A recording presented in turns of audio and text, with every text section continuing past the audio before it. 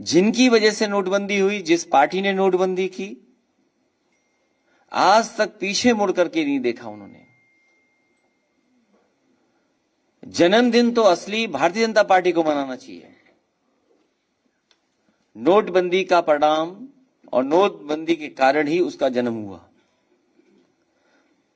सबसे ज्यादा हर्ष और उल्लास के साथ तो भारतीय जनता पार्टी को कार्यक्रम करना चाहिए, लेकिन आज इतने वर्ष गुजराने के बाद भी भारतीय जनता पार्टी न केवल खजांची का जन्मदिन भी नहीं मना रही है और ना ही आज भारतीय जनता पार्टी ये बता रही कि नोटबंदी के फायदे क्या हुए हैं। जो मास्टर स्ट्रोक था वो ब्रेन स्ट्रोक की तरह निकला। जो भरोसा दिलाया गया था कि काला धन वापस आएगा, काला धन कौन लेके चला गया, कितनी बड़ी संख्या में भारत से लोग विदेश चले गए,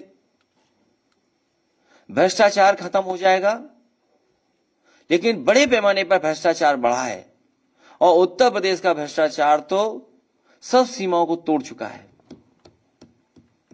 इतना भ्रष्टाचार उत्तर प्रदेश में चल रहा है और हर स्तर पे चल रहा है। वही भारतीय जनता पार्टी की सरकार जो दावा करती थी, लोगों को बता रही थी कि जो रुपया है उसके अंदर कोई चिप लगी हुई है। याद कीजिए वो समय, जो भारत के प्रतिष्ठित चैनल हैं वो इस बात की बहस कर रहे थे कि जो नया रुपया आएगा वो ऐसा है जिसके अंदर चिप होगी और पता लग जाएगा कि वो रुपया कहां गया है। कम से कम भारतीय जनता पार्टी को आज बताना चाहिए, खजांची का जन्मदिन मनाना चाहिए और कम से कम उपहार में कुछ देना चाहिए। और उस समय भी मैंने कहा और आज भी मैं वही बात कहता हूं,